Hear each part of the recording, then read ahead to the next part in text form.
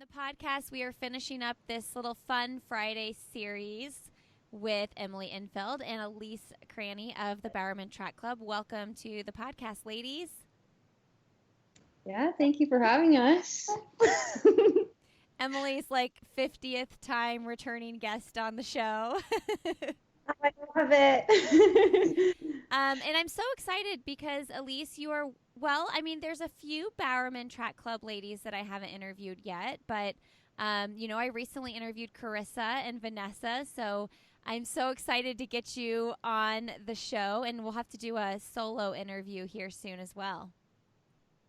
Yeah, I listened to theirs, so I listened to a lot of the Bowerman Babes on your podcast, so excited to be on here. You know, Emily was like, you were one of my first pros to come on the show, and we've probably talked about this, but it's been like 4 years. Isn't that wild? Where did that go? No, I feel like time right now, I'm like confused at where it's going because I feel like every day seems long. And then all of a sudden I'm like, what have I accomplished in the last like 10 weeks? I know I'm having days where I feel like I need to get a lot done. And then I have days where I'm like, it's okay. Like you literally don't have to get anything done. You can just get through this day. Yes, I love that attitude. I've been the same. I'm like, when I'm feeling it, I'm like, I'm going to do a lot. Or if I just want to watch a whole season of Parks and Rec, I'm going to do that. So tell me, between the two of you ladies, like, because I asked Emily, I was like, who should we have on with you? I want to have another Bowerman Track Club lady on the show with you. And she suggested you, Elise. So do you guys, in non-quarantine times, are you two working out together? I kind of want to just paint a picture for everybody of what your team setting looks like. Yeah. So we, I know, sorry, Elise, I'll say a quick spiel and then I can let you talk too. But I got to train a ton with Elise this fall, which was really fun. And I knew she was super talented, but I'm like, this girl has range. Like I know how fast she was, but I'm like, we're doing all the fall strength stuff. And I'm like, she's like just crushing it, like so good. And it was so fun doing all the workouts with her. And she has such a positive attitude and is one of the kindest people. We had the same coach in college. My coach from Georgetown went to Stanford. So I think we had a kind of fun connection because of that. And then now that we're on the team together and have gotten to do a ton of workouts together, it's just been so fun to form a great friendship. And she makes me feel like I'm 24. I'm like, can we hang out? We're like the same age. I love that. And I said to Emily, well, you make me feel like I'm 30. So, we're both, and you're 6 years older than Elise, and then I'm 6 years older than you. So we're all feeling really youthful with you here, Elise, today. I tell her I like always forget that she's 30. I just think she's the same age as all of us. She's like so stylish and young and hip.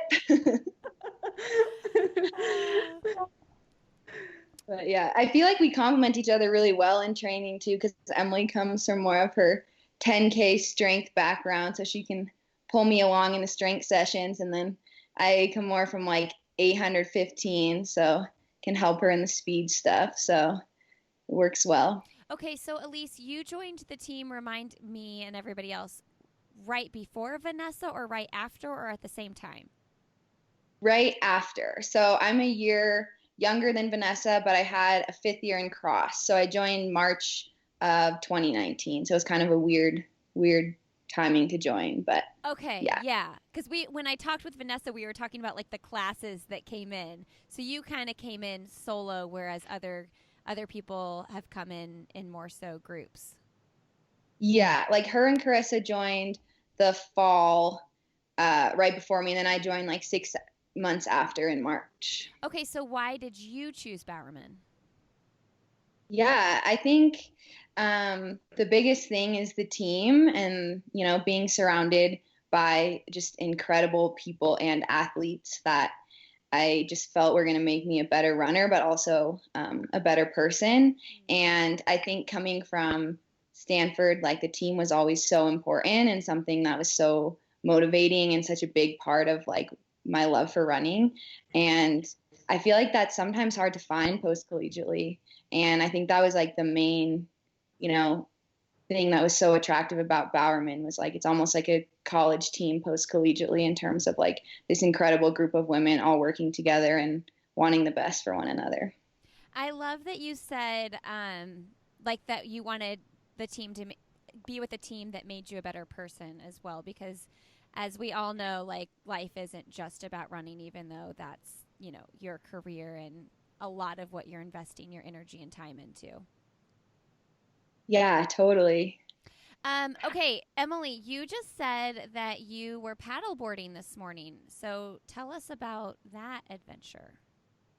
So that's been my new hobby. I'm taking a little downtime from running. I had a long build, and I'm thinking in my head too, I'm like, never, I feel like we normally have probably 9 or 10 months of like hard, like straight training, and then we get kind of our break. But because I was coming off of surgery, I kind of tried to build back last summer and then was racing in the fall. And now I'm on just like a little bit of different schedule from other people. I have just some kind of compensatory stuff I'm dealing with. So I'm like, this will be my break. So it's actually been really nice because I can go out and paddle every day. And I've been going most mornings and sometimes in the afternoons.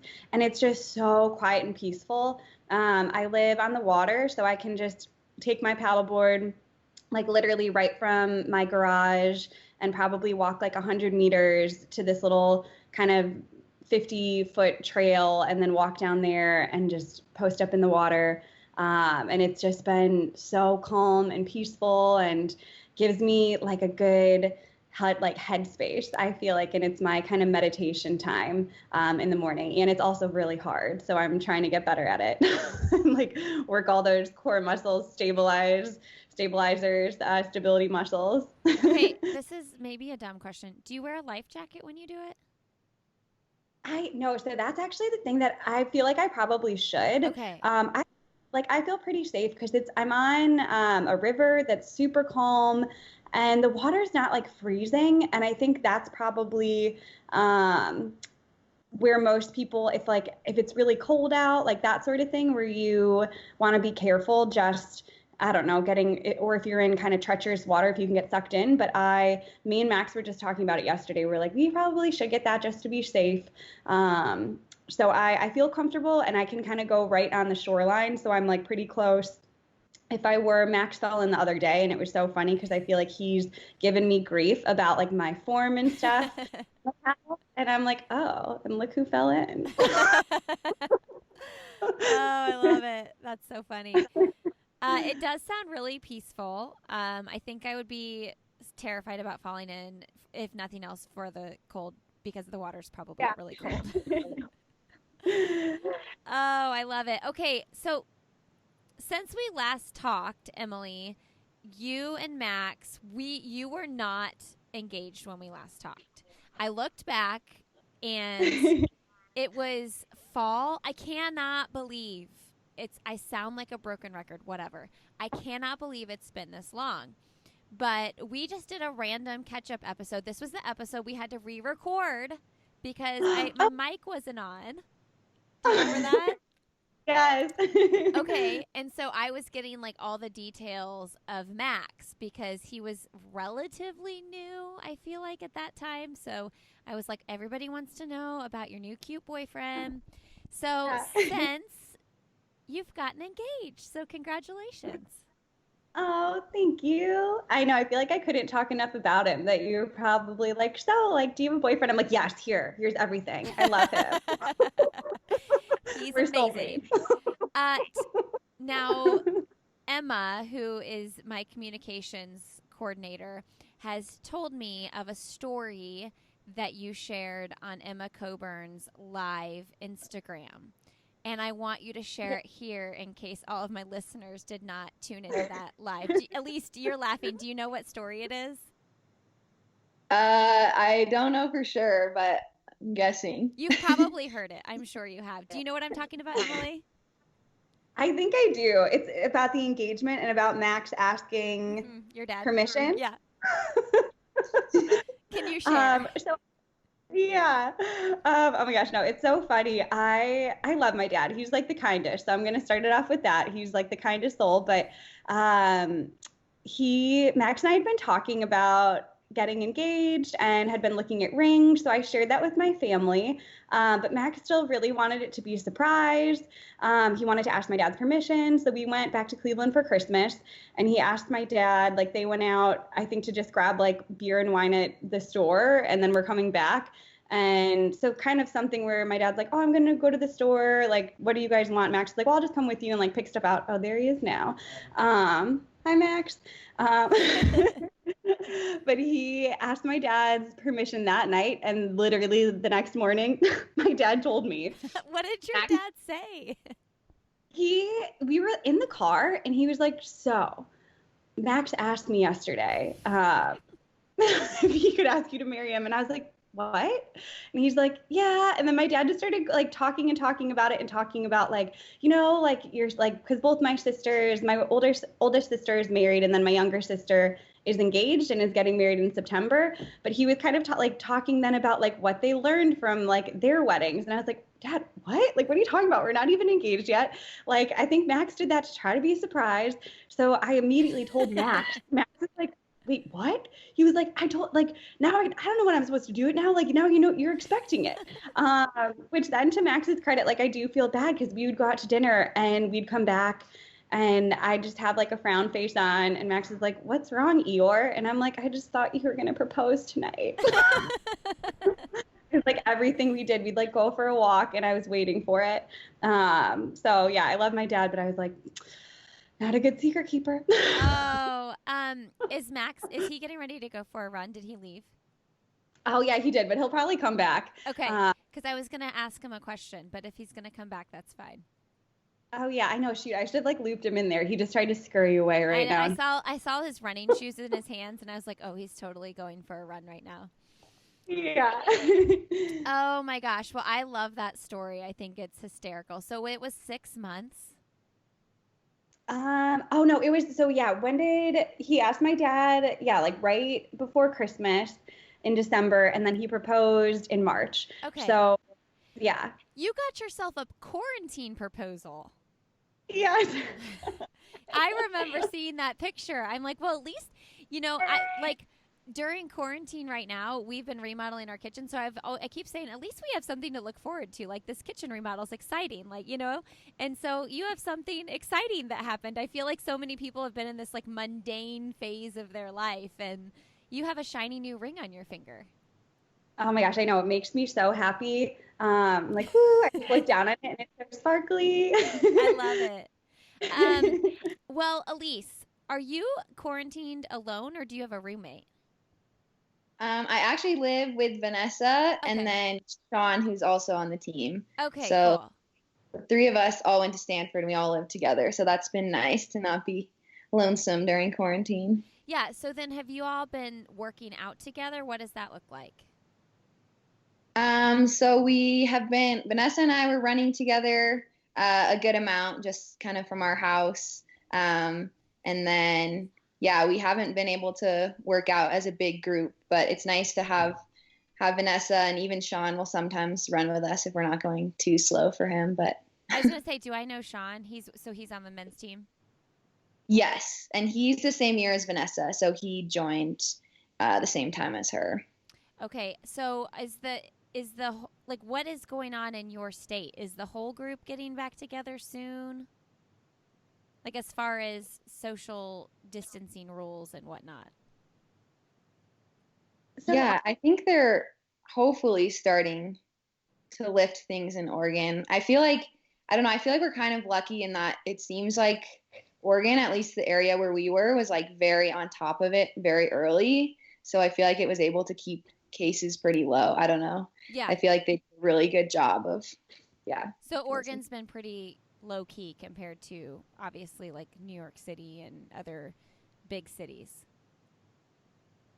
Yeah, I would say so. I think like they were pretty strict early on, which has kind of been good in terms of keeping the cases low. So yeah. Okay, well, tell me, like, I want to know how both of you all are feeling just in terms of everything kind of being on hold. And as far as like, I know, Emily, you're taking some time off to deal with the compensation issues, but I feel that it must be really challenging to think, okay, this is an Olympic year, right? It was. And so you're getting in like the most best fitness of your life. That's what your vision is for this summer. And so, like, how do you decide, how am I going to maintain and get really fit, but know that 2021 is the year that, like, I want this to really go down? Yeah, so I feel like it was funny. I mean, we're also lucky that all of our tracks have been open during this time. I feel like there's some states where all the tracks are closed down.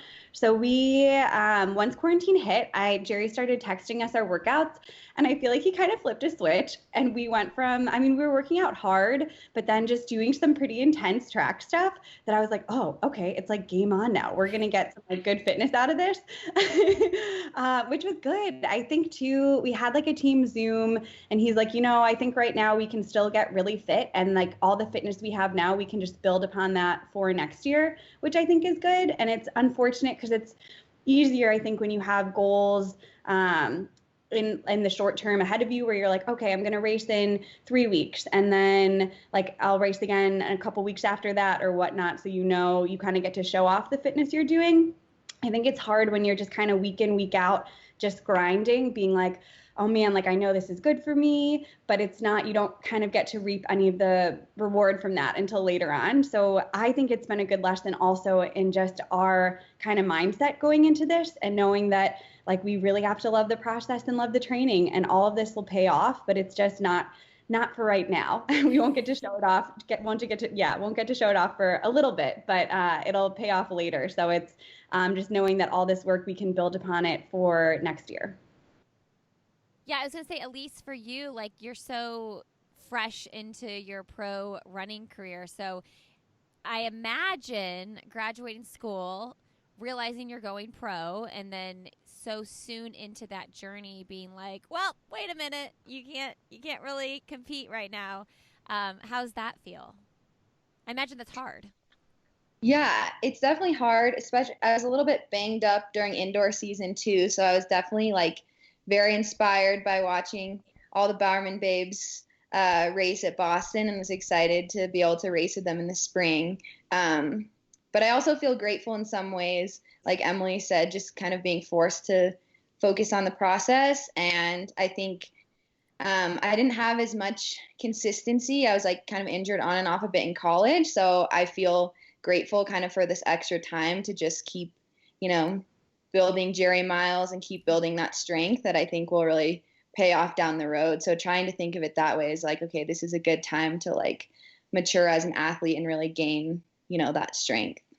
Okay, talk to us about your relationship with Jerry. I always ask the Jerry questions because I have to say it every time. It's my dream to interview Jerry one day. I also want to interview Oprah, so I dream big here. Here it all have another. My sights are set really high. But I would love to hear why you decided like Jerry's the one I want to coach me, and what that looks like now.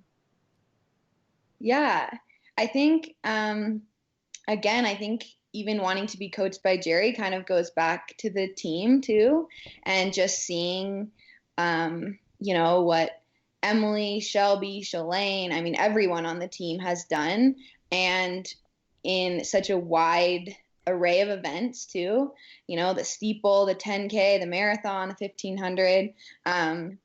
So I think I just look to the team again and just see that as such a reflection too of like him as a coach. And like, that was just, I was really wanted to be a part of that. And I'd say since joining the team, I think he has such high standards, and he gives us, such great challenging workouts that sometimes you don't think you can do. But I think that's so helpful in, surpassing your own limits and basically what you thought you could do. And he's just like, here's the workout, like you can do it. There's no like, oh, maybe, you should not do one rep or you should do part of this. Like, And I feel like that's actually really helpful in terms of like your own mindset as an athlete, because you're like, okay, my teammates can do this. If he's giving this to me, he like has confidence in me and believes I can do it. So even if I have a little bit of doubt, like let me push through that doubt and kind of find my new limit, or what I thought I was capable of, and kind of surpass that. And I think that just creates an incredible team environment, and everyone's, you know, pushing past what they thought they could do. Does he or did he, before you joined the team, intimidate you? Yes, I'd say he still does a little bit. But then you see him like when he gets into his story mode and he tells stories, and you know, you see him like around his kids, and he's like such a kind person. But I still think sometimes in, you know, workouts or the world of running, especially when I first joined in March, because I joined at such a strange time too, and I didn't have like the fall base, and I was just getting my butt kicked in every single workout, and I was like so afraid. I was like, he probably thinks like, why did I bring this girl here? Like, she's finishing half of the workouts that I'm giving her. So I was like scared for a little bit, but I'm still a little bit intimidated, but it's getting better. I loved hearing, I don't remember, you know, if she brought it up or I brought it up, but when I talked to Carissa on the podcast, hearing her say those same sentiments about when she started the team, and like watching Shelby finish workouts, for instance, and those distances, and same thing you just said, like not being able to finish them, and now she's been like crushing so hard. So does hearing someone like that talk about, okay, wait till 2 years down the road what that will look like, does that give you confidence? Yes, so much confidence. I'd say like both her and Shelby and Vanessa too, because both Carissa and Vanessa were there in the fall, and like so I didn't see their first couple months, but I think it was really helpful to talk to them and hear that, because when you come in, you think you're like the only one, and you're like, oh my gosh, like maybe I'm not that good at running. I'm just getting dropped so hard, but it's like good to hear from them, you know, that you're not alone, and other people had that same experience, and you just slowly, you know, start to get the hang of his training and get more of that strength. I think he just comes from such a place of training, the strength side of things, that you just really have to get used to that, and kind of your body has to adapt to that. So, Is your main focus the 15? yes, 15 and hopefully some more 5Ks as I gain some more strength. I was wondering, are you going to be like bumping up in distance? Yeah, I feel like I'll have some 5K. 5K. Yeah.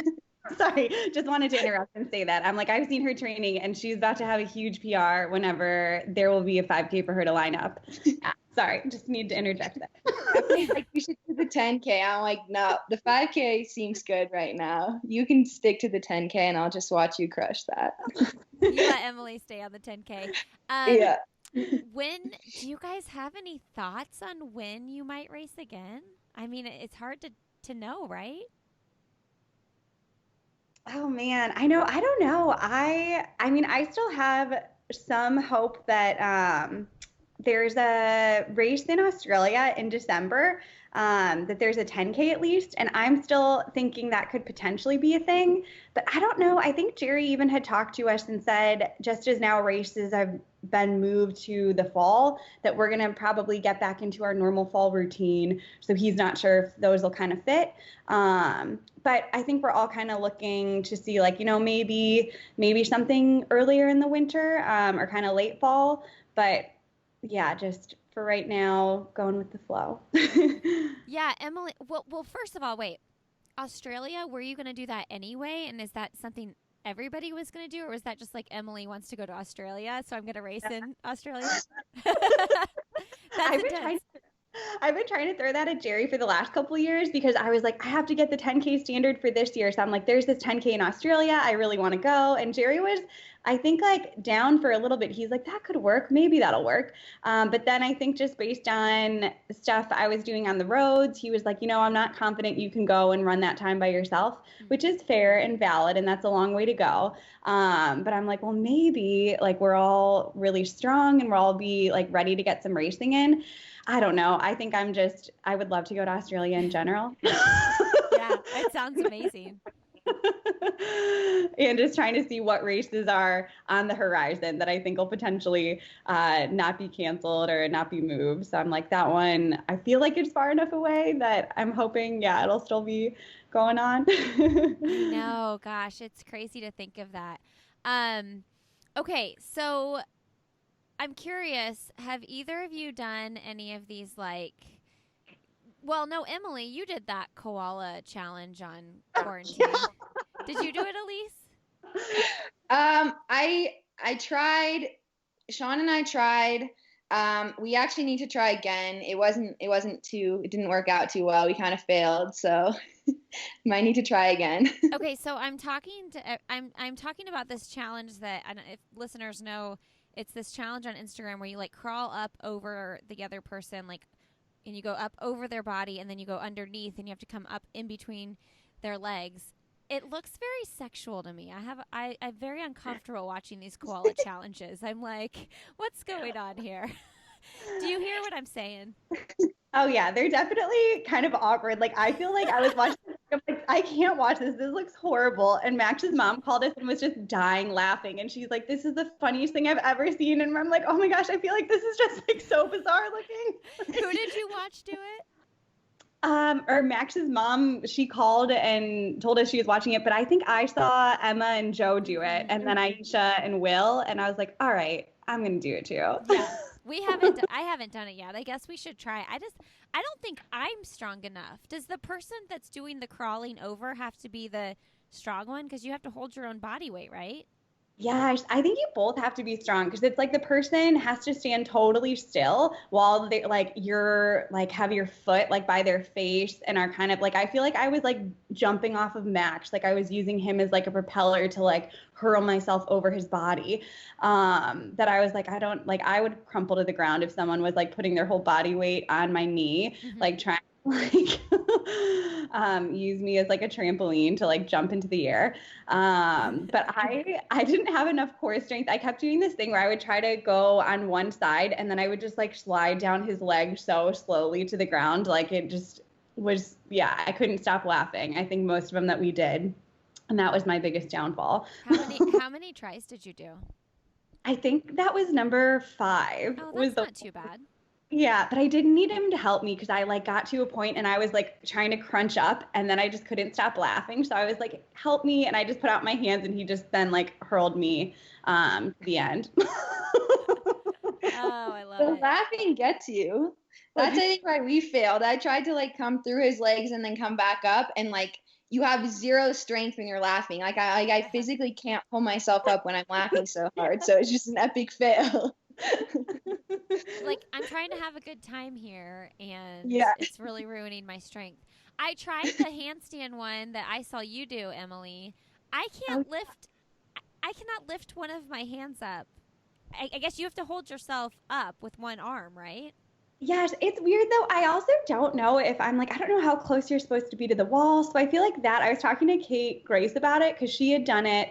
I saw her and Lolo Jones do it, and then I'm like, oh, I'm going to try this too. But I think I kind of created, like, I was far enough away from the wall that I had, I don't know, it was like a little easier. So I'm like, I don't know if I technically did this right, but I did it.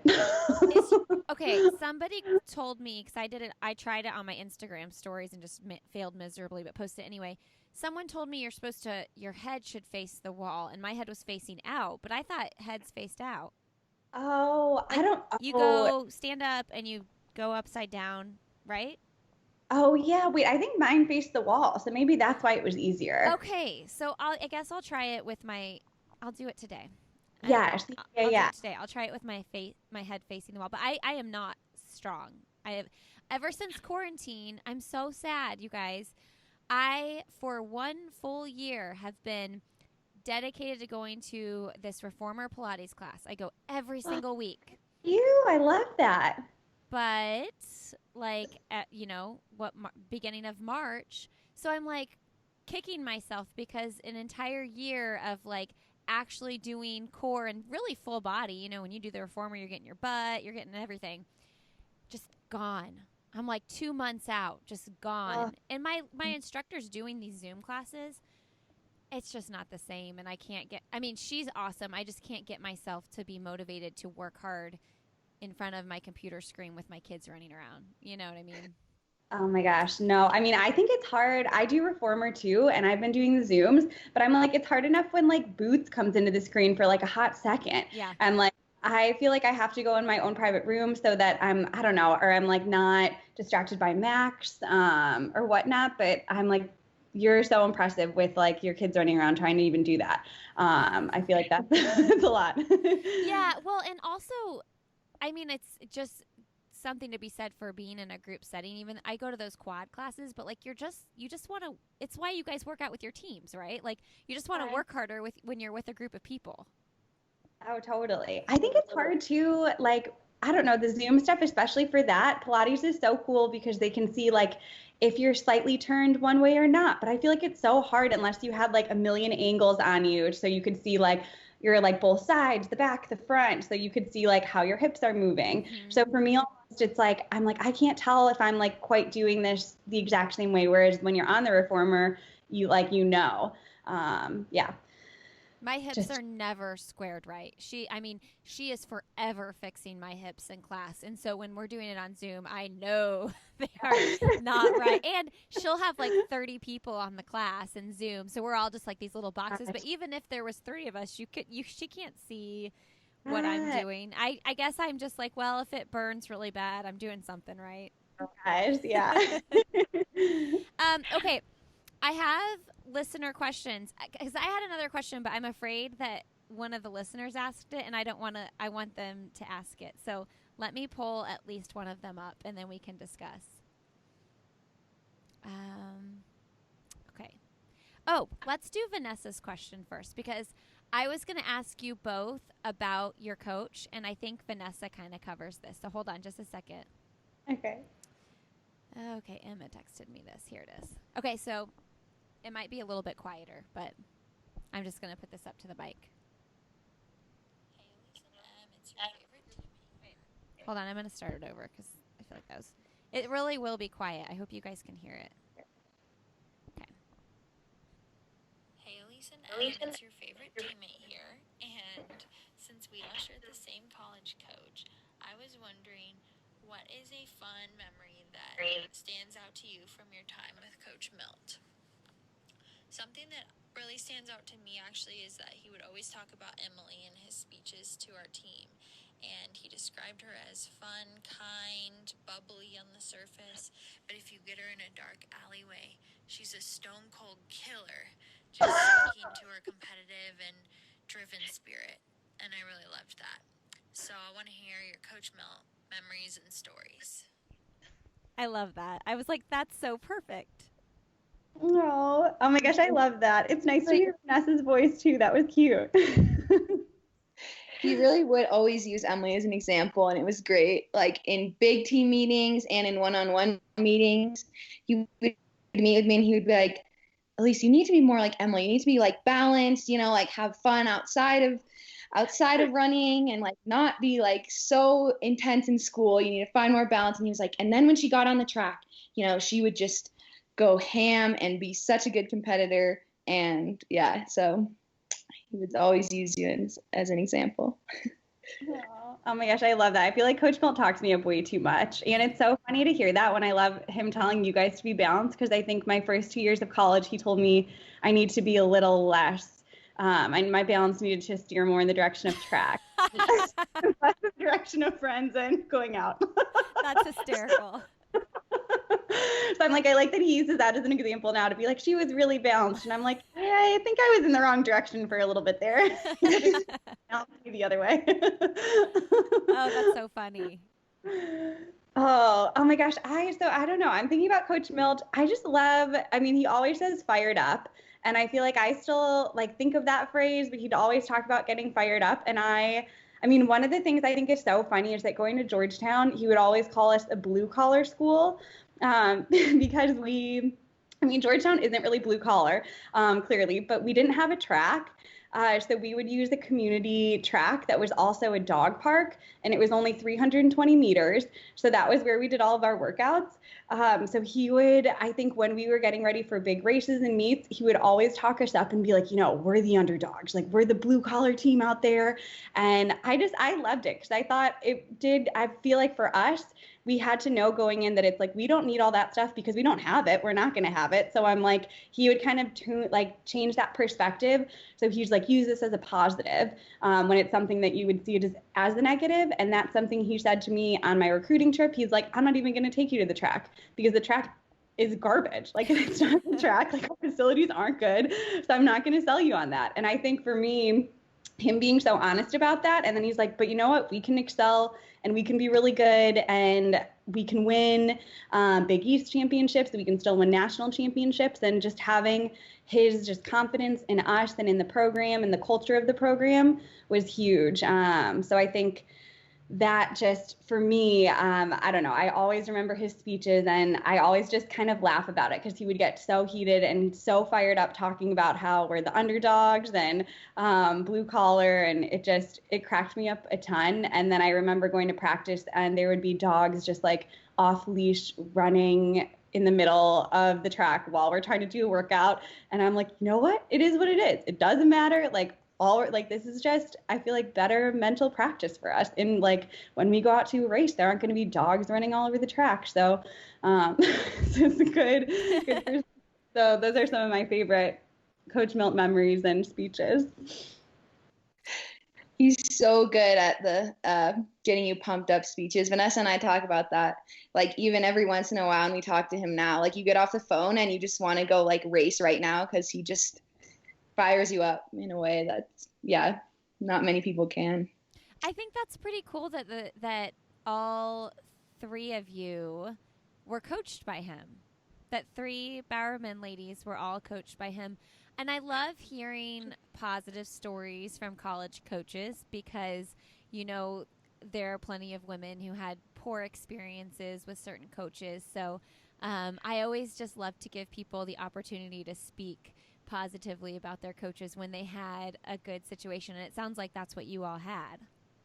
Yeah, I think it's nice too because I think we all still keep in great touch with him. I love getting their Christmas card. Him and his wife have 4 kids and they're just I'm like, she's amazing. Colleen, Coach, I'm like Coach Milt's wife. I still can't call him Chris. I'm like, Coach Milt, you'll be Coach Milt forever. But I just think it's so nice. Like he came out for NXN this year and we all got dinner together and just we're kind of like rehashing stories. And I don't know how long we were sitting at dinner, but I feel like 3 or 4 hours. And all of a sudden, like they were kicking us out. They're like, we're like the restaurant's closing. And I'm like, wait, what time? Like, it's only 9. I'm like, oh no, it's like after 12:30. Like we've been for a really long time.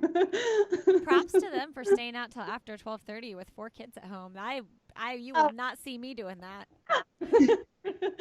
Well, she was still at home with the kids. So this was his coming to recruit. So I think he was like, this is the only time I can do this, once a year. And like, I'm going to be toast for a little while after, but it was a great catch up. How does he differ in coaching style from Jerry? What do you think, Elise? I would say he's much more, and I don't know if this is just a function of like collegiate versus post-collegiate running, but I would say he's much more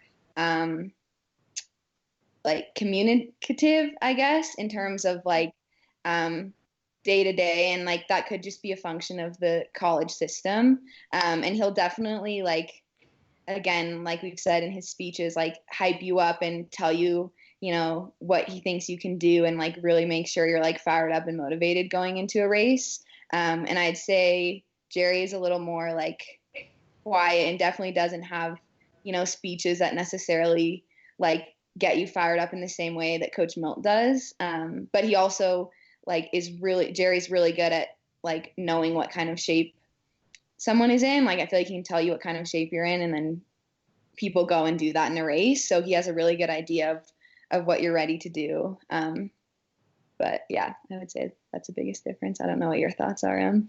Oh yeah, no, I agree. I think Coach Milt, Yeah, and I don't know if it is a product of the college system, but I feel like he'd have meetings with athletes like at least once a week in his office, that sort of thing.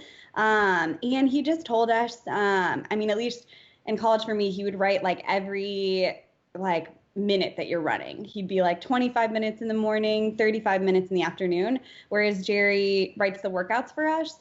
But we never know them until after we've like warmed up, done all our strides, and we have like 5 different shoes that we're looking at. Like, what shoes should we wear today? And it's like, what's our workout going to entail? And then he'll tell us, which is kind of funny.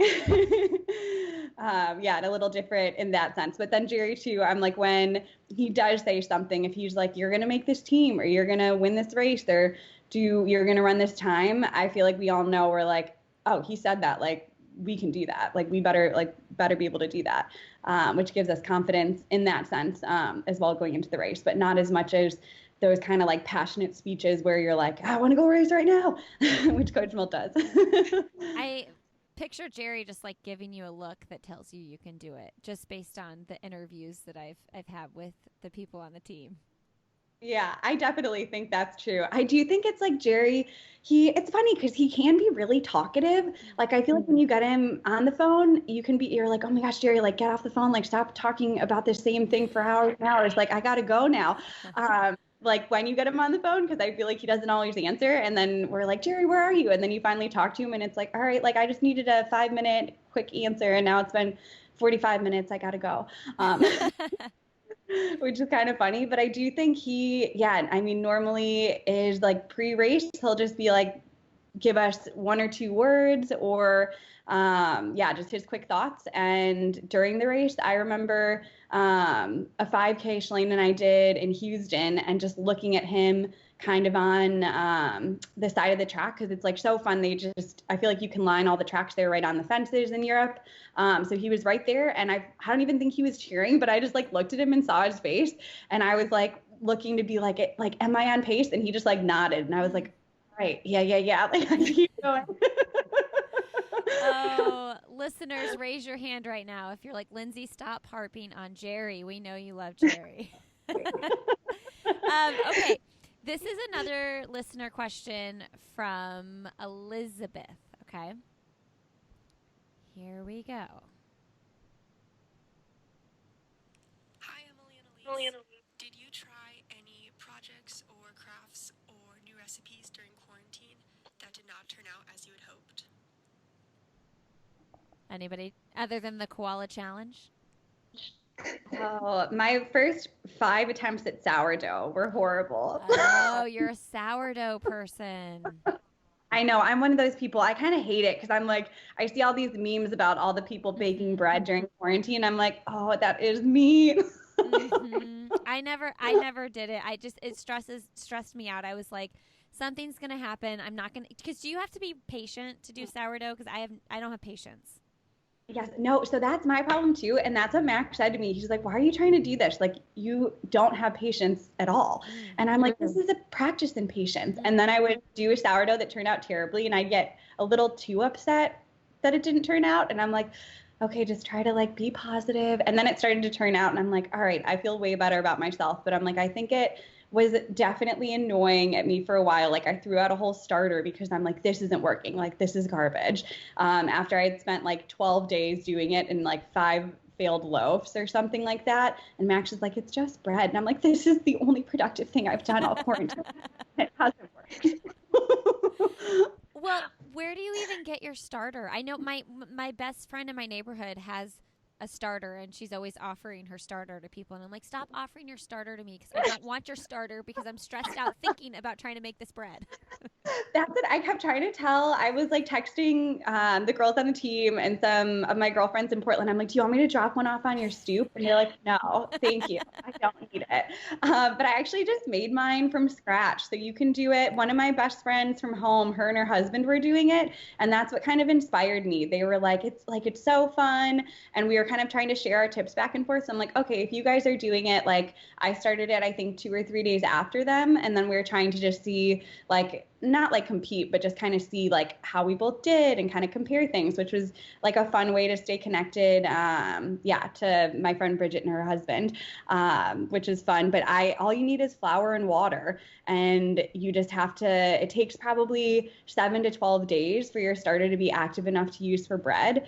But it's like you just feed it. So it's like you start with flour and water, and then each day you have to throw part of it away, like the old stuff. And then you have like a little bit of the quote unquote starter, but you keep feeding it flour and water. And then it just is like alive and grows, I guess. It's like active and bubbly. But it is, it just takes a while, I feel like. And then also takes a while to get your technique down. So I'm like, flour is like a hot commodity. So there is no flour. I was going to the bakery by me and just buying flour from them. And now they have a sign outside that's like has their prices of flour and the different types of flour. And I'm like, I bet that's from me, because I was like, do you guys have flour? Will you sell it to me? They're like, okay. Like how much a pound? I was like, I don't know, whatever you want. They're like, okay, $1 a pound. I was like, that works. Thanks. It's so true. We were trying to make homemade pizza the other day, and my husband had to go to 3 stores to get flour and I think the active yeast or whatever he needs, because people think that the world is ending and there will never be flour again. Yes, it's like crazy how there was no toilet paper for a while. And then it was like, I think I had the idea to start doing bread probably like a week after everyone else, because I went to the store and I'm like, wait, where'd all the flour go? I'm so confused. Everybody else has already been making sourdough for a week. Yeah. Oh, do you have anything, Elise, that you've done or tried or failed at while quarantining?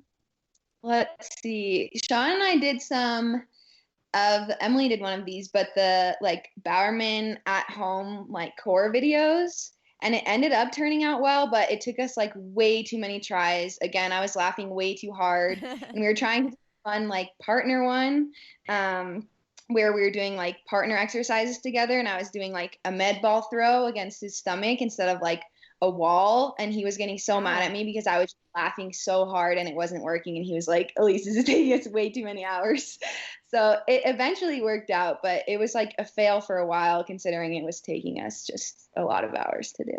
So you were doing these videos just to like promote on Instagram, just to have something to push out?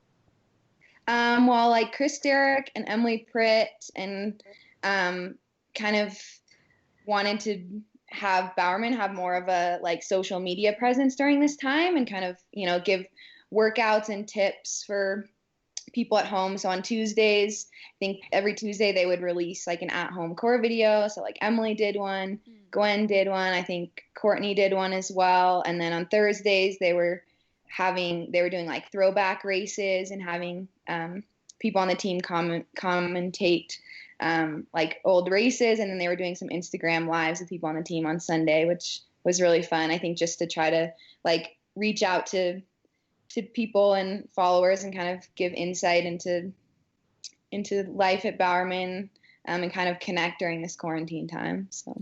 Okay, so I know the name Chris Derrick, but are these people in charge of like the PR of Bowerman?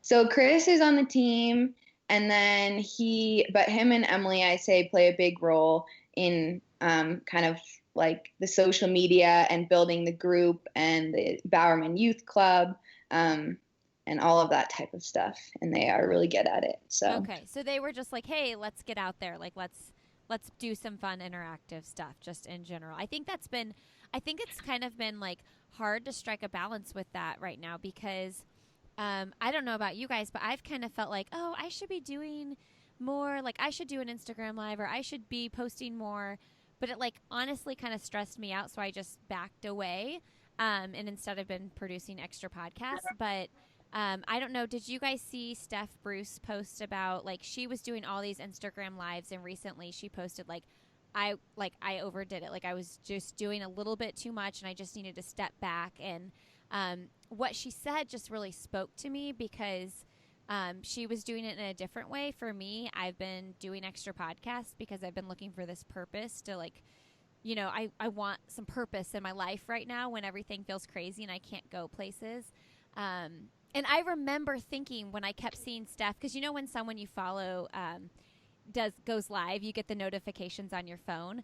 I kept if you open the app, I kept seeing Steph go live, and I kept thinking, how is she doing that? Because she's a mom too, you know, and she's got her 2 little kids at home in the evening. And for me, I'm exhausted. Once my kids go to bed, I'm like, I cannot function in terms of interviews or anything like that. So I was like thinking, man, I can't believe she's able to produce like this. And then she posted recently, and I thought, okay, we're all human, you know, like we're all human, and we're all burning our different ends for different reasons at different paces and different times. And yeah, her post just really resonated with me. I wasn't sure if either of you saw it.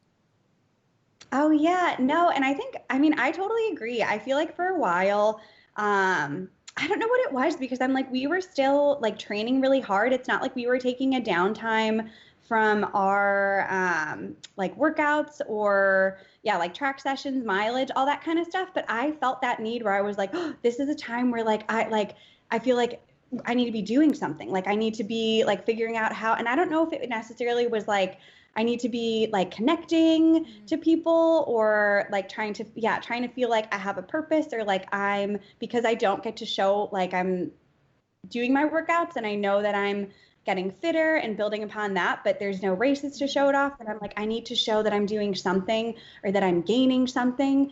Like I need some sort of like goal to be doing. Or then too, I'm like, I feel like everyone else is doing this. Everyone else is like posting workouts and all this stuff. Like, should I be doing that? Is that something like, is this like, are we like all like brand building? And then I'm like, I'm someone who like, I love Instagram and I love all this, but I don't know. I feel like I want to post what I want to post when I want to post. And I don't want to like forced to do stuff. And I felt like I was trying to do that too, where I'm like, oh, I should be posting every day, like just because like I should. And then I'm like, well, no, because I don't want to be posting something like just to post it. So I feel like I had probably 2 weeks where I think I was posting like every day, and then I was getting annoyed at myself, and I'm like, oh, I don't like, I need to back off. Like I'm like annoyed at this. So now I've been taking it slower, and it's nice to not feel like I'm on it all the time. Which is fine too, because I'm like, sometimes I'm like, oh, I don't want to feel like I'm not like keeping up with what everyone's doing. And I'm like, well, that's okay. Like, I don't expect everyone to be like, I don't know, following me every single day, because all I'm doing really is baking sourdough. And like I'm not like, I don't know, it is what it is. So I totally feel that. But I was impressed because I saw her and Emma Coburn was doing so many lives. And I'm like, I got asked by a couple people to do some lives, and I was like, yeah, maybe. And then I was like, I can't, I'm too overwhelmed. And I don't know why, like, it just is funny. I'm like, that's not something that, I don't know why it seemed that overwhelming to me, but I went on Emma's, and I went on someone else's. And then I had like a couple other people who I've met through like running, who asked me to go on their lives. And I think it just, for some reason, I was like, I need to take a step back from this. Like, I'll go on, but just like not right now. Yeah. And I wasn't doing it like Steph, I feel like was every day, and Emma was doing like every day for a while and still like 2 or 3 times a week. So I'm like, gosh, my tolerance is way less than theirs. There's something stressful about the lives too. You know what I mean? Like right now in this podcast we're recording, like if you needed to be like, hold on, give me a minute or whatever, or you could be like, can you just cut that out? We could totally do that. But when you're live and people are watching, there's just a different kind of pressure. Oh my gosh, no, well, I was fumbling with Emma's too. I like also didn't think it through, like where I was going to put my phone. So I like couldn't find an angle. And then I was like squatted down trying to look. And then Max came over and he was like, what are you doing? And I was like, I can't. And I was like, don't talk to me. I'm on live. Like, well, and you know, the pros at this live stuff, they have like their ring light on their camera, and like it probably looks really good where they're, because I did one live over quarantine with somebody, and I was like, I just got back from a walk and I was all disheveled and the lighting was terrible, and I was like, hey, like I knew that there was nothing glamorous about the way I looked, but you know, I think that sometimes people appreciate that approach, right? Yeah. Oh, I totally agree. I like that. It's just being super real. I was going to say this, and I hope you take it the way that I mean it. I love how your Instagram isn't super curated. Like, you don't feel like you have to put like a professional photo. It's like, hey, this is me today. Yeah. And I think that people, that's, without sounding cliche, because it's cliche, but like that just feels like way more real life than always having like some professional shot of you and then talking as if it's today but like an older picture, because I think that sometimes just takes the insta out of Instagram. And I use pictures like that sometimes too, like, oh, I get a good picture, I'm like, I'm going to use that down the road when I need a picture with a post. But I just really appreciate how you present yourself on your Instagram. Oh, thank you. I appreciate that. I'm like, sometimes I think I throw stuff up too haphazardly and I'm like, ooh, I should put a little more thought, but that's okay. No, it's awesome. Okay, I have to forward this email with the voice memo, the next one, because it's in an email, my email that's not on my phone. So hold on just a second, ladies.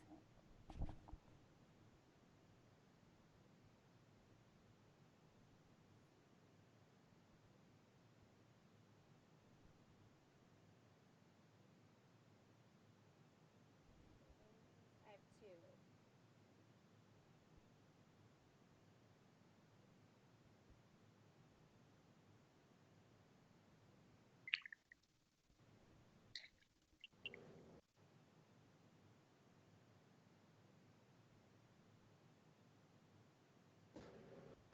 Yeah.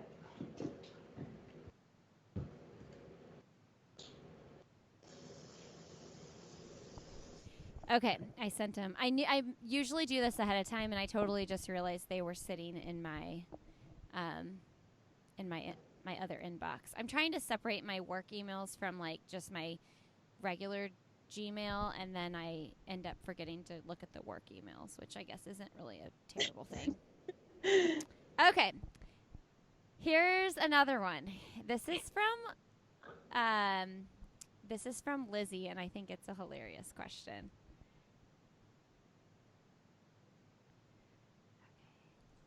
Hey ladies, this is Lizzie down in Tampa, Florida.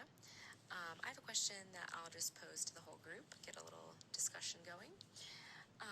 I know it's been mentioned on previous episodes of All Have Another that when the Bowerman babes are living together and training up at altitude, that one of the things y'all like to do to hang out and relax is watch, garbage reality television like The Bachelor, of which I am also a huge fan, so no judgment.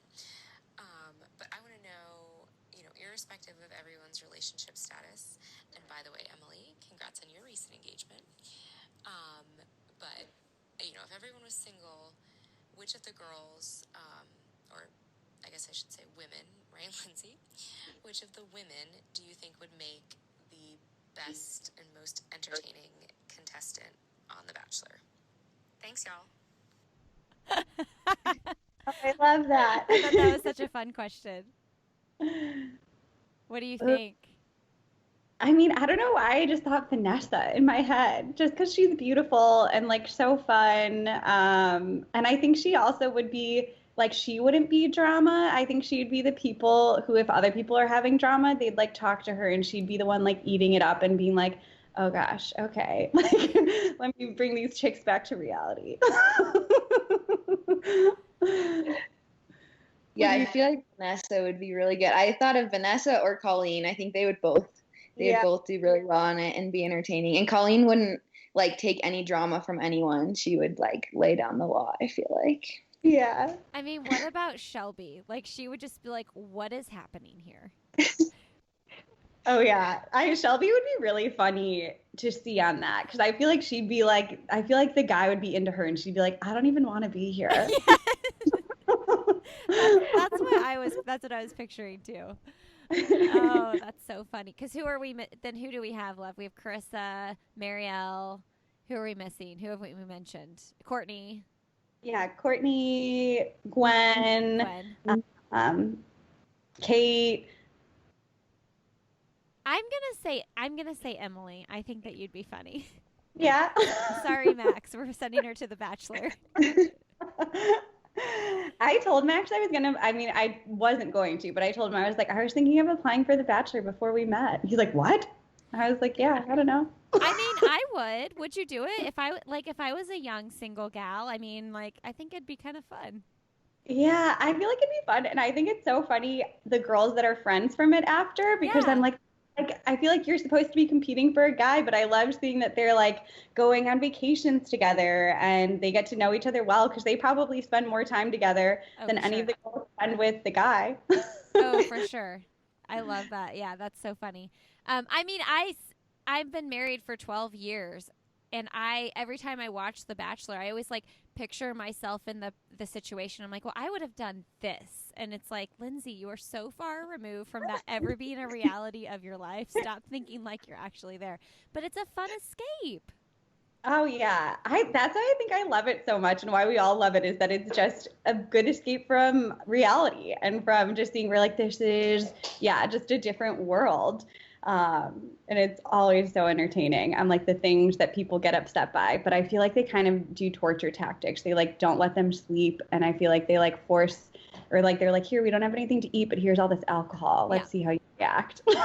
Let's see how much of a fool you can make of yourself by Yeah. starving yourself and also drinking alcohol.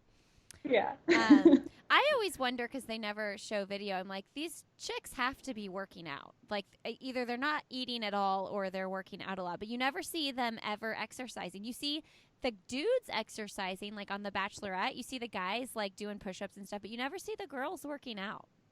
No, I remember seeing JoJo like doing curls with wine bottles, and like the time I remember seeing someone doing like some semblance of a workout. Yeah, I'm like, do any of these girls just like go for a run? I wonder. Surely there's been some that do. Yeah. Okay, speaking of running, here is a running-ish question. But this is from Chelsea. Hi, Lindsay, Emily, and of course Boots. This is Chelsea from Washington, D.C. I was wondering, Emily, what's your favorite run around the D.C. area? I work at Georgetown and spend a lot of time running on the C&O path, but was wondering what other loops are your favorite. Thanks. Ooh, I love the Rock Creek Park trails.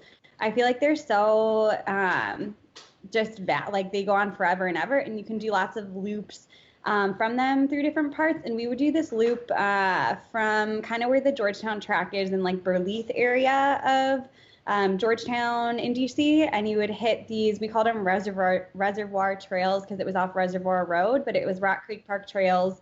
And you could take them to the zoo and then do this loop in the zoo and then come back out. And I mean, I feel like in college we'd always like stop it and look at like some animals for like a hot second and then continue our loop. But it's just like a beautiful loop and it's never that busy. Well, when we were running there in college, I guess during the day, if she gets time during the day on a weekday, it's so nice and just I love it. I love having the trail and then you have kind of cement, but it's just I thought it was so cool that you could run through the zoo. Yeah, that is so cool. We have a loop here in Indy that you go back behind the zoo, but I actually never go there during the day though if I'm by myself because it's kind of like this like secluded back area, and it scares me, so I don't. But it's pretty back there. Okay, this is the last listener question.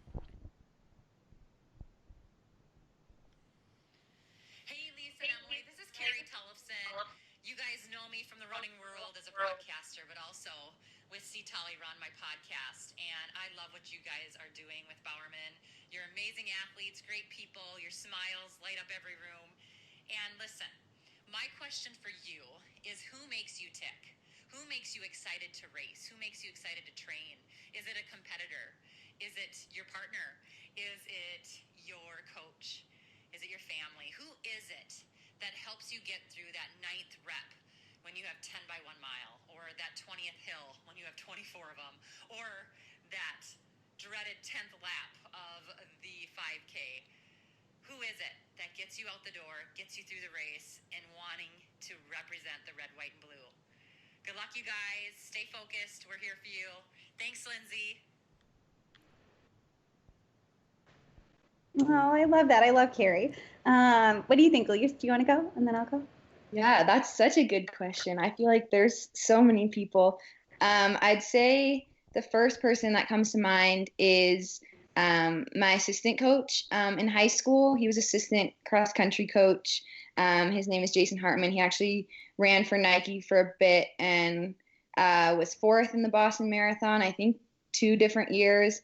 And I think my freshman year, he just totally opened my eyes to the world of running. And I didn't really know that any competitions existed like outside of the state of Colorado. And he opened my eyes to like New Balance Nationals and Nike. And he just had this confidence in me since he met me. And I feel like he's someone that I still talk to and I think of often, and am like so grateful that he introduced me to the world of running, and like I wouldn't be here at Bowerman without him. So I feel like he is probably the biggest inspiration and person that makes me tick. And then this is like a lot of different people, but I would say all of my teammates, like high school teammates, Stanford teammates, and now Bowerman teammates. I just think when you are all like racing and pushing each other and, you know, working together, that you discover so much about yourselves and each other. And I think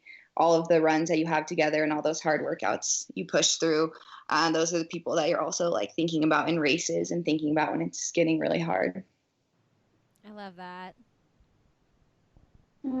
I love that too, Elise. I mean, I think very similar to her. I think teammates in general has been huge for me. I feel so lucky in that Shalane and I raced together a bunch, and I feel like having her in races with me, and then now we did like a 5K at Boston, and having Vanessa and Courtney and Marielle there. It's like when your teammates are all there with you, it just continues to push you, and you're like, they're all doing it, they're all here with me, like I know I can keep going.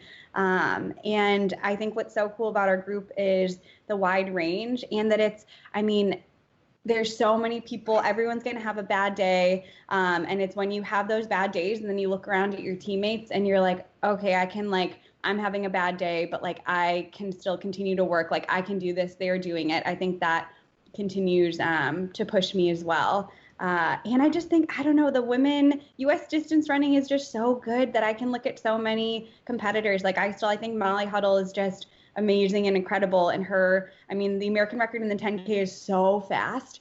And I feel like I just think about that and I look at her dominate so many races, road races, track races.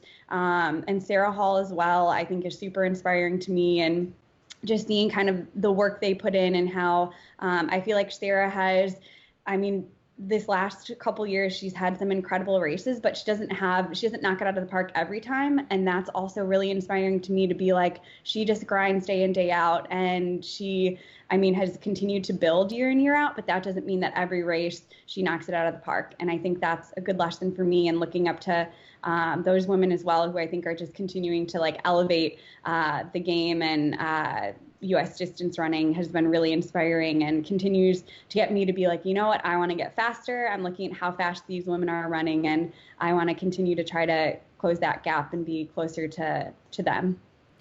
I love that answer. And I love what you said about Sarah, because it's also true. And every time she has a race, whether she does knock it out of the park, like when she ran so fast in Berlin, when she ran that 2:22, or when she has a race that doesn't go so well, like she always has the best takeaways. Like it'll be in the form of a tweet, or whatever, to send the message to all of us watching. And it always resonates me in some way, shape, or form. Like, oh, that makes sense. And I also love that she just carves her own way. You know what I mean? Like, regardless of what anybody else is doing or saying, that girl loves to race. She loves to race. And so what's she going to do? She's going to race because it brings her joy and it makes her happy. And I love that about her. Yeah, me too. Okay, ladies, did you come up with a happy song for our quarantine happy playlist? I hope so. Yeah. So mine is Max and I have been loving Harry Styles. I don't know when his album came out, but it's just so good. But I love Watermelon Sugar, that song. I don't know it. It's really happy. And he does this the Tiny Desk concerts, if you guys have heard of those. They're like the NPR series, but he does one of those and he does it acoustically and talks about it. And he's like, it's just about that feeling of like love and like you just like someone so much and like you have that like happy, bubbly feeling inside. And he's wearing like a crazy outfit when he's saying it for the Tiny Desk concert. But I'm like, oh, I love that. And it's just, it puts me in a good mood. And I'm like, wow, he's really good. I like think I wasn't that into him for a while just because I didn't want to be. And now I'm like, oh, I'm such a fan. I think he's awesome. Does he have a girlfriend? I don't know. I know What's that song about? Oh yeah, well he dated Taylor Swift, and I've been like trying to like deep dive that I'm like he has this song about someone that I think might be Taylor, and it's like he said something like a line in there where it's like don't call him baby because you called me baby or something like that, and I was like this is about Taylor. Like he wrote it back in the day. It's just now performing it. Yeah, because she's with some guy from London or something, I think. Yeah, that's what I think. And there was other lines like one of Max's guy friends who he swam with in college is like a big Taylor fan and was like deep diving into all this. And we're like, Johnny, like what? I was like, just like Sam, your wife, like get annoyed with like how obsessed you are with Taylor. It's really funny. But so I mean, that's also, I love Taylor too. I love her. Did you watch her? Did either of you watch her series or show on Netflix?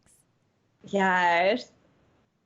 So good. I watched it like on the same day or within a couple days when you were still up at altitude, and I think I was home at that point because I think we were texting about it and we were like, oh my gosh, bring back all the old Taylor Swift jams, like rediscover her music. Yeah, like when she was a country artist, like the Slam and Screen Door song. Like I watched it and I literally played Taylor Swift for like 3 weeks straight. It's so good. She has so many good ones. I also like that Picture to Burn song. I broke up with like my high school boyfriend and I was like, yeah, this is like my life. Like I really like this. So true. That's what I love about her so much though, because she started writing songs when she was like 13 and now she's 30 or somewhere around there, and it's just like, man, if you really listen to her songs like leading up to now, it's just her life. And I'm like, that's so freaking cool that she basically has her diary as like number one songs that the world knows. I'm pretty obsessed. Her. Okay, Elise, what is your happy song? Mine is Happy Does by Kenny Chesney. I think I sent it to Em and a few other people on the team. I've sent it to a lot of people because I've been obsessed with it and just listening to it so many times. It's a country song, but it's really good. He just talks about, like, I don't know, being happy. Happy is as happy does, and it's a really happy song. I wonder if someone has added that to the list because I have this playlist as an open public playlist, and I think that some people have added, and there's definitely been some country songs. Kenny Chesney, somebody else country. Anyway, okay. Well, we'll add both of those songs to the playlist. We're at like 80 plus songs at this point. You guys should look it up. I'll send you the link. It's a really good playlist. It's got such a wide range of songs. Okay, what is bringing you joy right now? Oh, I mean, paddleboarding has been so great for me. That I'm doing some wedding planning, which has been really fun. And then now that I have my sourdough down, baking has been good. And Max and I are like redoing our patio. So we're just trying to spend more time outside. So yeah, just lots of combinations of things, but just little, depending on the day, I'm like, I might bake something, I might not. Paddleboarding is like my new everyday thing that I've been loving. And then just trying to be outside and, just kind of calm down, slow down, whatever it may be. I recently got a ukulele for my birthday from a friend from college. And so that's bringing me a lot of joy because I can't remember the last time I like learned something completely new. And I'm actually become quite addicted to learning to master it and learn some songs. So I'm very much a beginner, but that's been a lot of fun. And then I would also say cooking and baking, and then FaceTimes with my family both my sisters, one of my sisters is a senior in college and the other's a senior in high school. So they're both missing out on a lot of events, but they've been like really creative. They made a little like at-home prom with the family, and then a little like at-home graduation celebration for my sister that graduated from college. So I always like FaceTiming them and seeing all the creative ways that they're making the best of the situation. I keep thinking this. I think the hardest age for this to be happening would be that like high school senior year, because when you're that young, those events are just like they're such a big deal. And Yeah. I would have been devastated as a senior in high school missing out on I was such a social butterfly in high school. Like I would have been devastated missing those opportunities to go to prom and graduation and just be with my friends all summer. Like I feel like the summer after you graduate high school is like the best summer of your life. It's so much fun. And that would be so hard.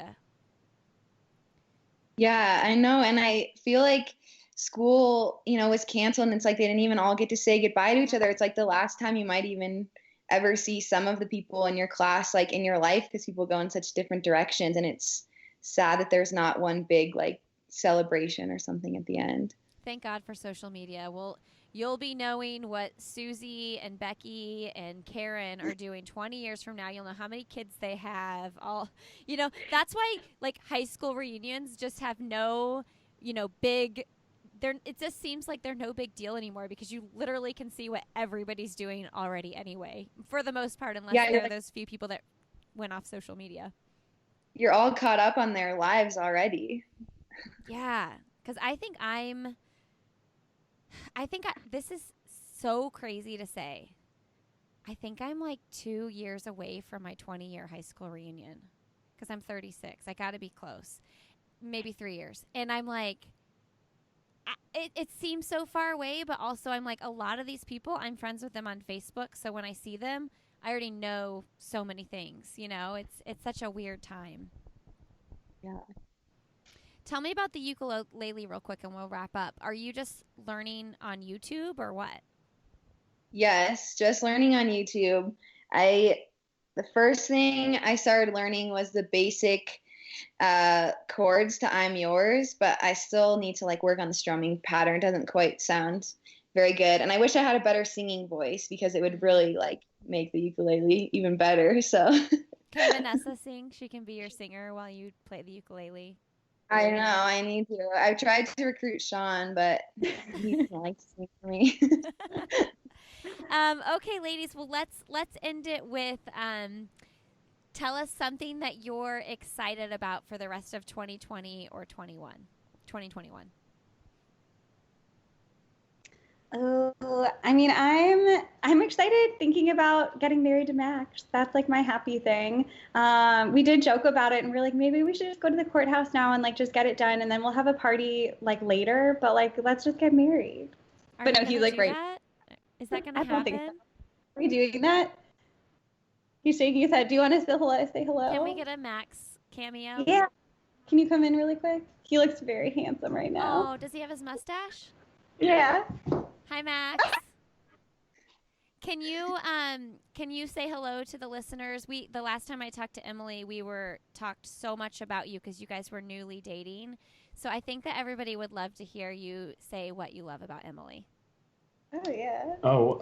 Her laugh and the amount of laughter is definitely my favorite thing. Just a positive, happy, giggly person. It's what attracted me to her immediately. And definitely is my favorite thing about her. And what does Emily think about your mustache? Because my husband just shaved his beard, so he's rocking a very similar mustache, and I have very mixed feelings about it. Yeah, I think it's a negative. But she's kind and is allowing me to keep it for the time being. So, did you go full beard and shave it off, or because I think for my husband with his mustache, part of why it's so filled in is because he let his beard get really thick for a long time, and then he came downstairs 2 days ago with just the stash, and I was like, I cannot look at you right now. Like everything you say, I cannot take it seriously, and I'm sort of getting used to it though. Yeah, you got to go full beard if you just start, it looks real bad and real creepy if you just let it go in on its own. So you got to go full beard, and then it's a nice stark contrast when you shave the rest of the face. Oh, I love it. Well, thanks for the cameo, Max. I think the listeners have been wanting to hear from you for a long time. You bet. Okay, Elise, what are you looking forward to? I think I'm looking forward to getting back to training all together as a group again, and just working all together as a team and running with everyone, less solo runs. I love it. Okay, ladies, well, when we know when races start happening again, or when we get closer to next year, 2021, when Olympic trials and stuff are happening, we'll have to have you back on and hear about what that year looked like. Yes, would love that. All right. Thank you so much for your time, and you guys have a really great rest of your day. Oh, thanks so much. This is so fun. You. Thanks. Bye, guys. Bye.